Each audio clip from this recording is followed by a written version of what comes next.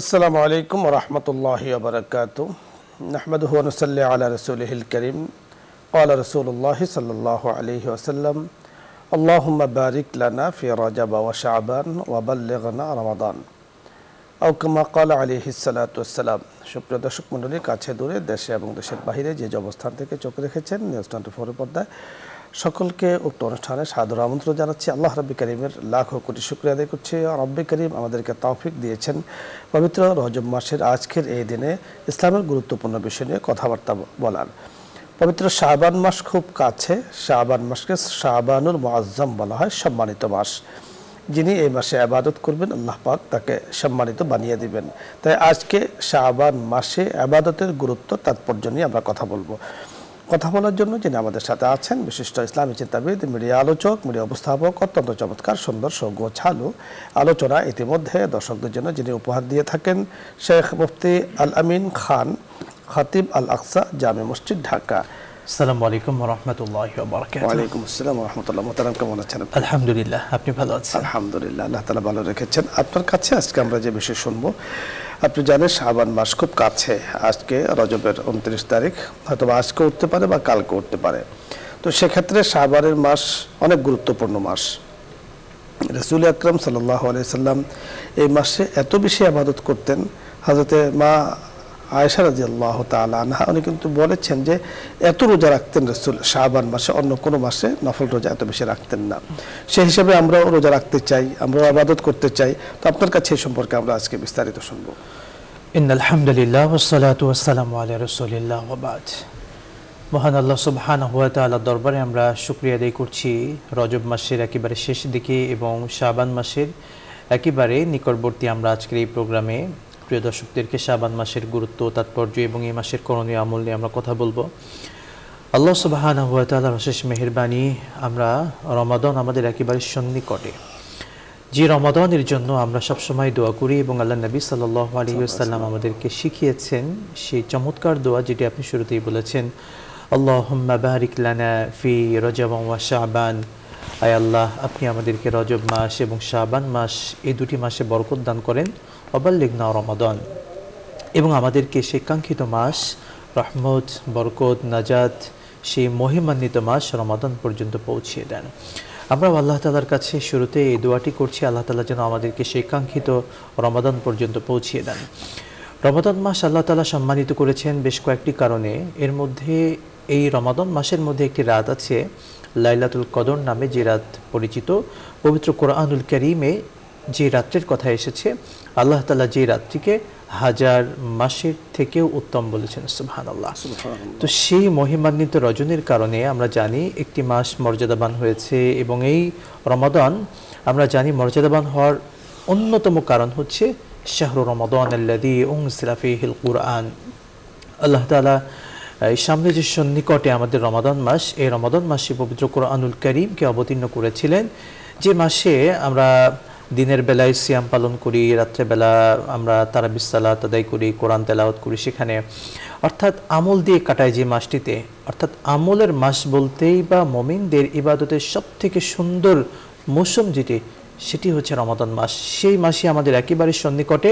এর পূর্বের মাস কিন্তু শাবান মাস। এই জন্য আল্লাহ নবী সাল্লাল্লাহু আলাইহি ওয়াসাল্লাম রজব থেকে একটা প্রস্তুতি নিতেন, এবং কঠোর সুন্দর সুশৃঙ্খল একটা প্রস্তুতি নিতেন কিন্তু রমাদানের জন্য। এই জন্যই তিনি আল্লাহর কাছে দোয়া করতেন, যে দোয়াটি সাহাবায়ে কেরামদেরকে শিখিয়েছেন, যে দোয়াটি আমরা করছি, কিয়ামত পর্যন্ত আগত মানুষেরা যে দোয়াটি করবে। বিশেষ করে শাবান মাস, এই মাসের মধ্যে আমরা সব থেকে গুরুত্বপূর্ণ যে আমলটি বেশি করব, আম্মা জানা আয়েশা সিদ্দিকা রাদিয়াল্লাহু তাআলা আনহা থেকে বর্ণিত হাদিস, তার থেকে কয়েকটি হাদিসের মধ্যে একটি হচ্ছে যে আল্লাহ নবী সাল্লাল্লাহু আলাইহি ওয়াসাল্লাম এই মাসে এত অধিক পরিমাণে রোজা রাখতেন। আম্মাজান বলেন যে আমি অন্য মাসে এত অধিক পরিমাণ রোজা রাখতে দেখিনি। সুতরাং প্রিয় নবীর শাবান মাসের এই আমলটি ছিল সবথেকে গুরুত্বপূর্ণ। অধিক পরিমাণে নফল রোজা রাখতেন, কারণ রমাদান মাসে পুরো একটি মাস রোজা রাখতে হবে। সেই মাসের প্রস্তুতি স্বরূপ এই শাবান মাসের রোজার পরিমাণ বাড়িয়ে দেওয়া। সুতরাং আমরা মা বোনেরা বিশেষ করে আমলটা করি, অর্থাৎ রোজার ব্যাপারে একটু সচেতন হই। আমরা যারা পুরুষ আছি আমাদেরকেও একই সঙ্গে রোজার ব্যাপারে সচেতন হওয়া। বিশেষ করে কয়েকটি রোজার ব্যাপারে আমরা তো খুবই সুন্দর আমাদের সুযোগ রয়েছে প্রত্যেক সোমবার এবং বৃহস্পতিবার রোজা রাখা, একই সঙ্গে আইয়ামে বীজের যে 3টি রোজা আছে 13, 14, 15 আরবি মাসের সেই রোজাগুলোকে রাখা। এরপরে বাড়তি হিসেবে আমরা অতিরিক্ত আরও অনেক রোজা রাখতে পারি। একই সঙ্গে আমরা আমাদের মা বোনদের জন্য একটা পরামর্শ দিতে পারি। আমাদের মা বোনদের বিভিন্ন কারণে বিগত বছরের রোজা হয়তো কাজা হয়ে থাকে, হয়তো তাদের মাসিক অসুস্থতা বা বাচ্চা প্রসব, নেফাস কেন্দ্রিক কিছু বিষয় থাকতে পারে, অর্থাৎ বিভিন্ন কারণে রোজা বাদ গিয়ে থাকতে পারে। সেই রোজাগুলো এখনই সুবর্ণ সুযোগ, এই রমাদানের আগে উচিত ছিল আরও আগে আদায় করা। যদি আদায় করার সুযোগ নাই হয়ে থাকে, অন্তত পক্ষে এই রমাদানের আগে শাবান মাসে আমরা সেগুলোকে আদায় করে ফেলি। এটা কিন্তু আমাদের জন্য সুবর্ণ একটি সুযোগ। অত্যন্ত চমৎকার, সুন্দর আপনি বলছিলেন। দর্শক মণ্ডলী, আজকে শাবান মাসে ইবাদতের গুরুত্ব তাৎপর্য নিয়ে আমরা কথা বলছিলাম। শাবান মাসে ইবাদতের গুরুত্ব দিয়েছেন স্বয়ং রাসূল আকরাম সাল্লাল্লাহু আলাইহি ওয়াসাল্লাম। আম্মাজান আয়েশা সিদ্দিকা রাদিয়াল্লাহু তাআলা আনহার ভাষ্য মতে যে মা রাআইতু কাত্তুন, রাসূলকে অন্য কোনো মাসে আমি এত রোজা রাখতে দেখিনি যেমনটি দেখেছি শাবান মাসে রোজা রাখতে। তাহলে শাবান মাসের একটি কাজ হলো আমরা রোজা রাখব। এবং দেখুন, যার প্রস্তুতি যত মজবুত হবে তার ইবাদত তত মজবুত হবে। যার ওযু সুন্দর হবে তার নামাজ সুন্দর হবে।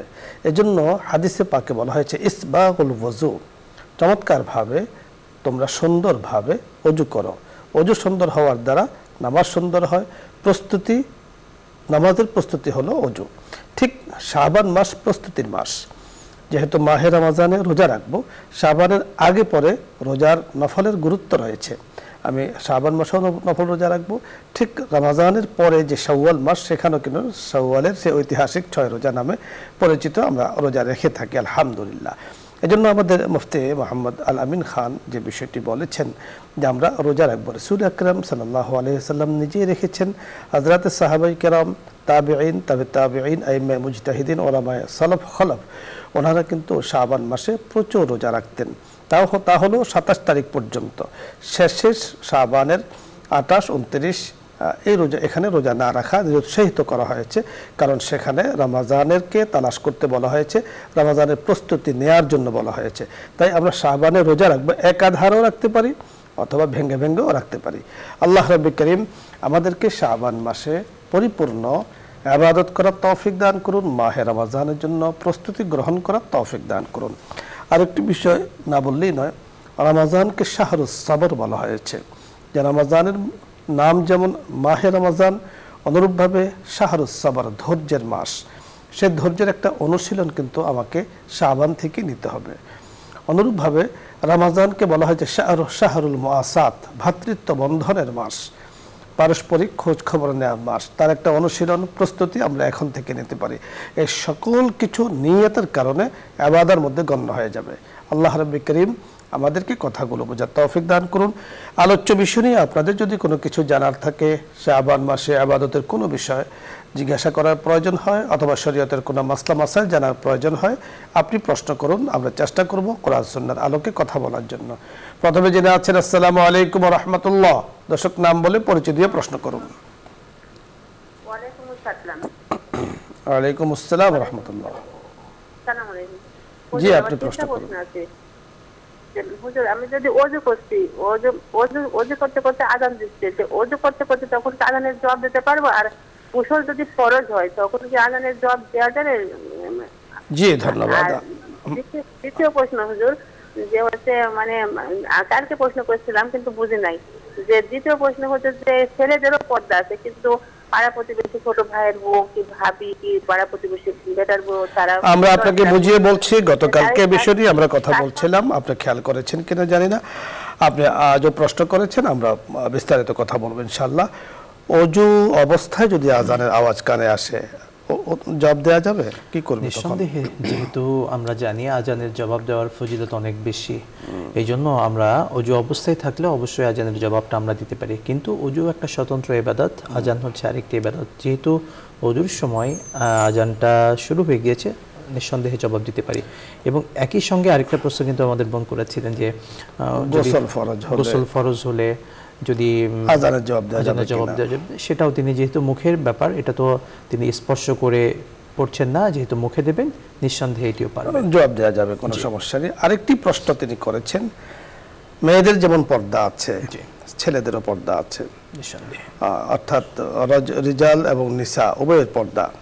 ওনার জানার বিষয় হলো যে মহল্লার অনেক ছোট ভাই আত্মীয় স্বজন আছে বা বোন আছে, এদের সাথে দেখা সাক্ষাৎ করা যাবে কিনা? শুকরান জাযাকাল্লাহ। বোন শুধু আপনি নয়, সবার উদ্দেশ্যেই ছেলে কিংবা মেয়ে আল্লাহ তাআলা নির্ধারণ করে দিয়েছেন কাদের সঙ্গে দেখা করা যাবে কিংবা কাদের সঙ্গে দেখা করা যাবে না। এটা স্বয়ং আল্লাহ সুবহানাহু ওয়া তাআলার পক্ষ থেকে নির্ধারিত। এখানে আমরা মহল্লার খুব কাছের কোনো ছোট ভাই হতে পারে, কিংবা এমনকি আমরা যদি একটা উদাহরণ দিয়ে বলি, আপন চাচাতো ভাই, কত কাছের মানুষ আপন চাচাতো ভাই। ইসলাম কিন্তু আপন চাচাতো ভাইয়ের সঙ্গে দেখা করাটা এটাও কিন্তু নিষেধ করেছে, এই বিধানটাও কিন্তু নাই।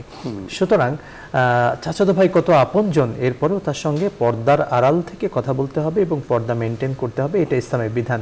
সুতরাং এই বিধান তো বিধানই, এখানে আমাদের কোনো ব্যক্তিগত মতামত নিঃসন্দেহে দেওয়ার কোনো সুযোগ নেই। আপনি সুন্দর বলেছেন। ইভেন নিজের আপন জামাইয়ের ছোট ভাই, যাকে দেবর বলা হয়, এই দেবরের সাথেও কিন্তু পর্দা রয়েছে। অনেকে আমাদের সমাজে আছে, তারা বলে থাকেন যে দেবরকে ছোটকাল থেকে ফেলেছে, সন্তানের মতো দেখেছি, তার সাথে দেখা সাক্ষাৎ করা যাবে না, এটা তো বুঝে আসে না। অথচ আমার আপনার থেকেও আল্লাহ রাসূল সাল্লাল্লাহু আলাইহি ওয়াসাল্লাম বিষয়টা অনেক বেশি জানতেন, বুঝতেন। এই জন্য তিনি বলেছেন আল হামু ওয়াল মউত, যে তোমার দেবরকে তুমি মৌতের মতো ভয় করো, মৃত্যুকে যেমন ভয় করো দেবরকে তেমন ভয় করো। ভয় বলতে তার সাথে 100% পর্দা কিন্তু মেনটেন করেই চলতে হবে। এখানে মানে পারস্পরিক ছোটকালের দেখা সাক্ষাৎ এগুলো সকল ক্ষেত্রেই শরীয়তের নির্দেশনা মেনে চলার মধ্যে কিন্তু শান্তি এবং রাহাত। আল্লাহ তাআলা আমাদেরকে বুঝার তৌফিক দান করুন। পরে দর্শক জি, আসসালামু আলাইকুম ওয়া রাহমাতুল্লাহ।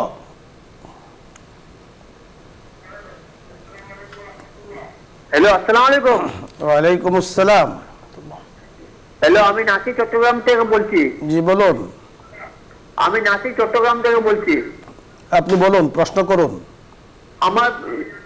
আমি নামাজটা পড়ি, আল্লাহ করি, মা বাবার সেবা করি, কিন্তু আমার ধীরে ধীরে সমস্যা বাড়ে যাচ্ছে।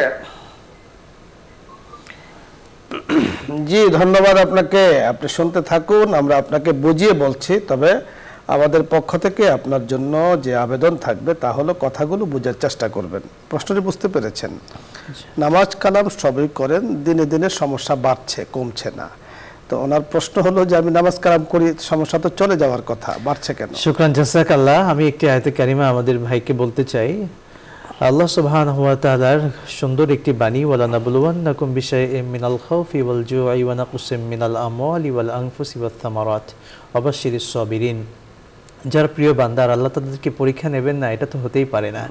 আল্লাহ তাআলা তার প্রিয় বান্দাদেরকে পরীক্ষা নিয়ে তার সম্মান এবং মানমর্যাদাকে বাড়িয়ে দেন।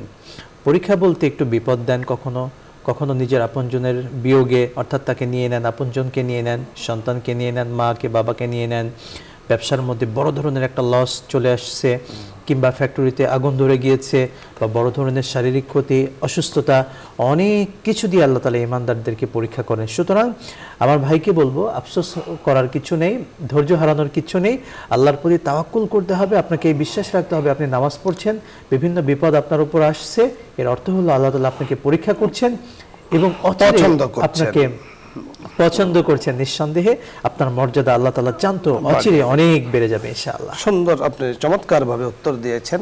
আমি আপনার সাথে একটু অ্যাড করতে চাই রাসূলের একটি হাদিস, আসাদুল বালা'i আলাল আম্বিয়া সুম্মাল আমসাল ফাল আমসাল। দুনিয়ার মধ্যে সবচাইতে বালা মুসিবত এসেছে আম্বিয়া কেরাম আলাইহিস সালাতু ওয়াস সালামের উপরে। এবং আমরা দেখেছি হযরত আদম আলাইহিস সালাতু ওয়াস সালাম থেকে নিয়ে হযরত রাসূল আকরাম সাল্লাল্লাহু আলাইহি সাল্লাম পর্যন্ত 25 জন নবীর কথা পবিত্র কোরআনে এসেছে। যে 25 জন প্রত্যেকের ব্যাপারে নবী এবং রাসূল সকলের উপরে কিন্তু কঠিন থেকে কঠিনতর কষ্ট এসেছে এবং আল্লাহ রাব্বুল কারীম ওনাদেরকে জাযা খায়রও দান করেছেন। সুতরাং এরপরে সাহাবাই কেরাম, তাবেঈন, তাবেঈন, যিনি আল্লাহ পাকের যত কাছে যেতে চান, তো আল্লাহ তাআলা তাকে পরীক্ষা নিরীক্ষা করে কাছে কিন্তু তাকে নিয়ে যাবেন। শেখ আমাদের দুনিয়াবি উপমা দিলেও আমরা বুঝে আসে, আমরা যখন প্লেনে অথবা বিমানে আমরা উঠি, এয়ারপোর্টে কতগুলো চেক করে, একবার ঢুকতেই কিন্তু একটা চেকিং হয়, এরপর আবার চেকিং হয়, আবার একবার বডি সহ সকল কিছু, অর্থাৎ একেবারে নিজে তাকে স্বচ্ছ একেবারে মানে ঝামেলা মুক্ত করে কিন্তু বিমানে তাকে ওঠানোর সুযোগ দেয়। কোনো ধরনের জুট ঝামেলা তার সাথে থাকলে সেটাকে নিয়ে কিন্তু তারা এলাও না, তাকে কিন্তু সেখানে করে। ঠিক অনুরূপভাবে একজন মানুষকে আল্লাহ রাব্বি করিম ওনার কাছে নিয়ে যাবেন, তা আপনি কতটুকু কাছে গিয়ে টিকে থাকতে পারবেন সেটা তো একটা দেখার ব্যাপার হচ্ছে। এই টিকে থাকার জন্য আপনাকে পরীক্ষা করবেন। আপনি সাবধান, আমরা শুরুতেই বলেছি আমাদের কথাগুলো বোঝার চেষ্টা করবেন। বালা মুসিবত যতই আসুক আপনি ইবাদতের পরিমাণ তত বাড়িয়ে দেবেন, এটা পুরস্কার আল্লাহ পাক এমন দেবেন আপনি কল্পনাও করতে পারবেন না। ধন্যবাদ চট্টগ্রামের ভাই। পরবর্তী দর্শক, জি আসসালামু আলাইকুম ওয়া রাহমাতুল্লাহ। আসসালামু আলাইকুম। ওয়া আলাইকুম আসসালাম। আমি নোয়াখালী থেকে বলছি। জি বলুন, প্রশ্ন করুন। আপনি লাইলাতুল বরাত সম্পর্কে কিছু আলোচনা করেন। লাইলাতুল বরাত ধন্যবাদ আপনাকে, আমরা বুঝতে পেরেছি লাইলাতুল বারাত নিয়ে আলোচনার সুযোগ আছে, সামনে আমাদের সবাই রয়েছে। যেহেতু আপনি জানতে চেয়েছেন, আমরা শুধু শায়খের কাছে জানবো যে লাইলাতুল বারাতের প্রমাণ দলিল কোরআন সুন্নাহর মধ্যে আছে কিনা। শুকরান জাযাকাল্লাহ। নিঃসন্দেহে কোনো সন্দেহ ছাড়া অনেকগুলো, শুধু একটি নয় অনেকগুলো হাদিস থেকে লাইলাতুল বারাত যেটি আছে সেটার অবশ্যই বর্ণনা রয়েছে এবং কোনো সন্দেহ ছাড়া। যারা এটার ব্যাপারে বলছেন যে কোনো প্রমাণ নেই, তাদের কথা আল্লাহ তাআলা ভালো জানেন, আমরা তাদের ব্যাপারে বলছি না। তবে আমাদের ভাইকে বলতে চাই, নিঃসন্দেহে নিঃসংকোচে আপনি লাইলাতুল বরাতের জন্য প্রস্তুতি নিন। শুধু লাইলাতুল বরাত কেন, এই পুরো শাবান মাসটাকে নিয়ে আপনি ভাবুন। আমরা তো আজকে সে বিষয়ে আলোচনা করছি, আমরা এই পুরো মাসটিতে বেশি সিয়াম পালন করব। দ্বিতীয়ত হচ্ছে আমরা আমলের মধ্যে আল্লাহ নবী সাল্লাল্লাহু আলাইহি সাল্লাম যেমনটি দান বেশি করতেন, আমরা সেই দানের পরিমাণকে একটু বাড়িয়ে দেব। অন্য মাসে যেভাবে আমরা নফল সালাত পড়তাম, এটাতে অর্থাৎ এই শাবান মাসে আমরা আরো পরিমাণে বাড়িয়ে দেব। অর্থাৎ প্রত্যেকটা নফল ইবাদতের পরিমাণ আমাদের এই মাসে আমরা বাড়িয়ে দেব, আগে যা করতাম তার থেকে পরিমাণ বাড়িয়ে দেব। বড় চমৎকার বলছিলেন। লাইলাতুল বারাত সম্পর্কে সহিহ এবং সুনান দুই ধরনের কিতাব কিন্তু আছে। তো সহিহ কিতাবের মধ্যে, সুনান কিতাবের মধ্যে লাইলাতুল বারাতের ফজিলত নিয়ে কিন্তু কথা রয়েছে। ইভেন আল্লামা ইবনে তাইমিয়া রাহমাতুল্লাহি আলাইহি তিনি লাইলাতুল বারাত নিয়ে অনেকগুলো হাদিস বলেছেন ওই রাতের ফজিলত নিয়ে। সুতরাং ওই রাতের ফজিলত অস্বীকার করার কোনো সুযোগ নেই। ইবাদতের মধ্যে ফজিলত রয়েছে, এজন্য আমাদের শায়খ মুফতি আলামিন খান যে বিষয়টি বলেছেন, আপনি নিঃসংকোচে বিনা দ্বিধায় আপনি লাইলাতুল বারাতে ইবাদত করবেন, করার জন্য প্রস্তুতি নিতে পারেন, কোনো সমস্যা নেই। পরবর্তী দর্শক, আসসালামু আলাইকুম ওয়া রাহমাতুল্লাহ। ওয়ালাইকুম আসসালাম। আসসালামু আলাইকুম। ওয়া আলাইকুম আসসালাম।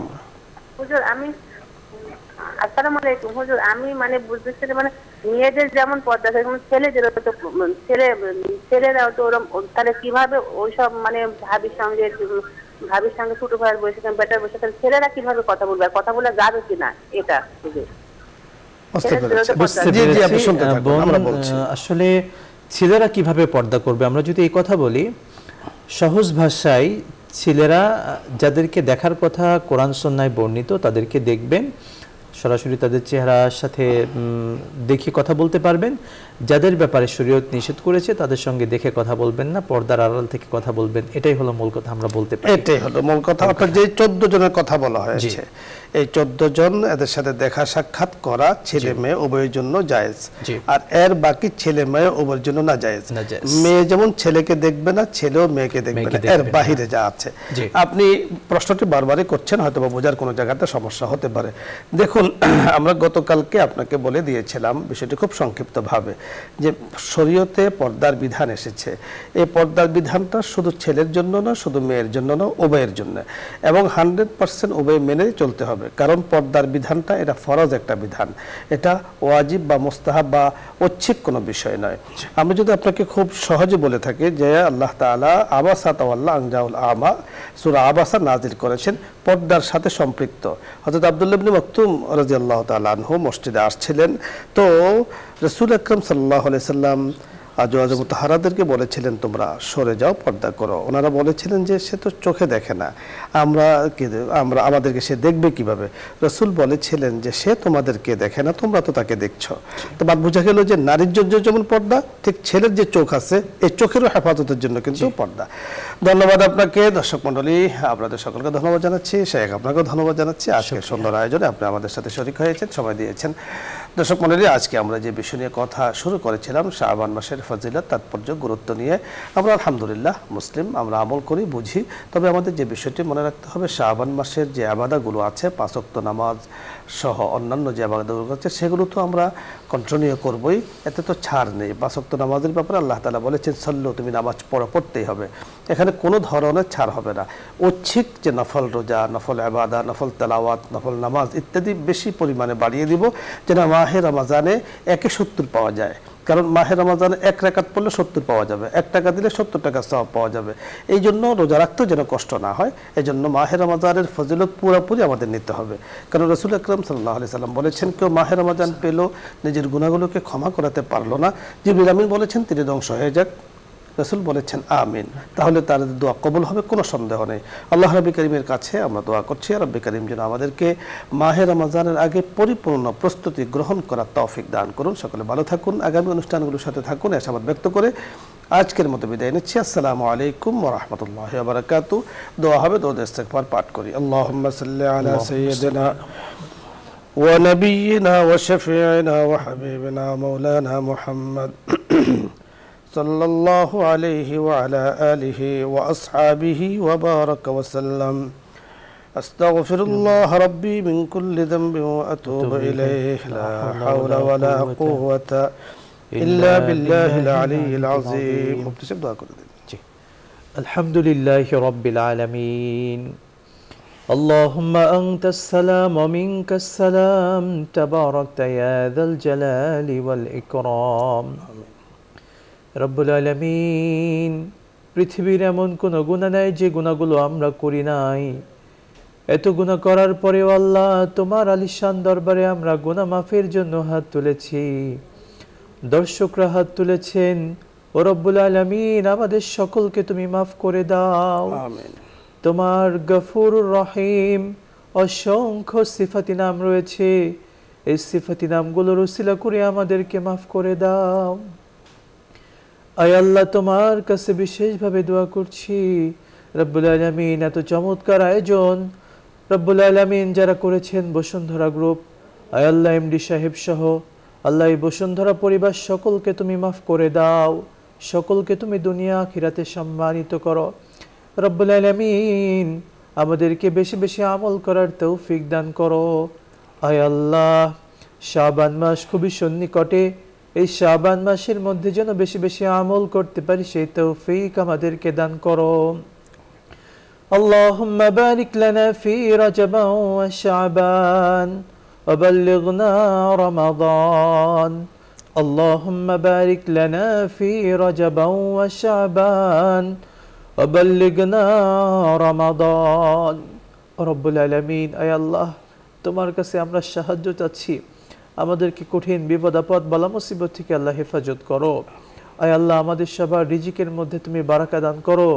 আয় আল্লাহ, আমাদেরকে বেশি বেশি নেক আমল করার তৌফিক দান করো, আমাদেরকে গুনাহমুক্ত জিন্দেগি দান করো। আয় আল্লাহ, আমাদের প্রত্যেকটি পরিবারকে তুমি জান্নাতি পরিবার বানিয়ে দাও, পরিবারের সকল সদস্যদেরকে, স্ত্রী ছেলে সন্তান প্রত্যেককে তুমি নামাজি বানিয়ে দাও।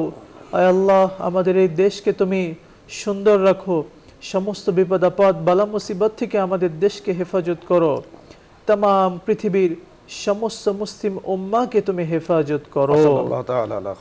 সুবহান রাব্বিকা রাব্বিল ইজ্জাতি আম্মা ইয়াসিফুন ওয়া সালামুন আলাল মুরসালিন ওয়ালহামদুলিল্লাহি রাব্বিল আলামিন।